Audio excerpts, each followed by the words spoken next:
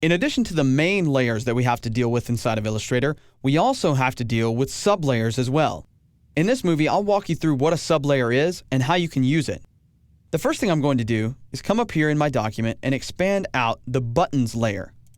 Inside of the buttons layer, you're going to see that I have several different groups associated with each of the buttons down here at the bottom. When I click on these to target them, I'm actually targeting the sublayers themselves. Sublayers are any layers that are indented like the ones you see here. If I expand this group out, it's actually got two more sublayers inside of it, one of which is the text for campus tours, and the other is the path that makes up the button. If I twirl that back up, I can then control the group by itself. By targeting this group, I make it my active selection. And you'll notice here, it's actually at the top of the stacking order, but this button is the last button on the page. So I actually want to rearrange that.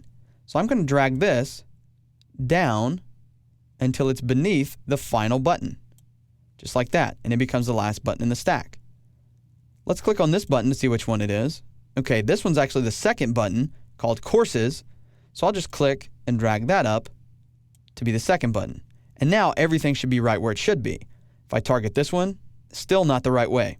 So I'll grab this one, and I'll drag it down to be the third button.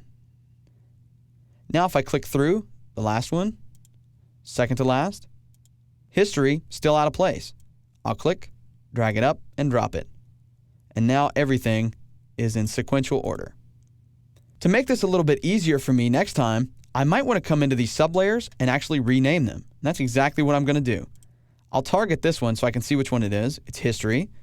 So I'll type out history BTN. Double click here. This one should be courses BTN. This one's going to be faculty BTN, and this one is going to be Tours BTN. If you can't read the full name of a sublayer, you can just expand the Layers panel out a little bit, and you'll be able to see all of them. If you want to get extremely granular in here, you can actually open these up, and where they have stuff like path or text or something like that, you can go in and actually rename those as well. You can get as granular as you want inside of this panel, because everything you have grouped together automatically has sublayers and sublayers and sublayers applied to it. So you go in, find the sublayer item that you need to edit, and then you can target it or double click to edit the name or even rearrange the stacking order or move it to another layer.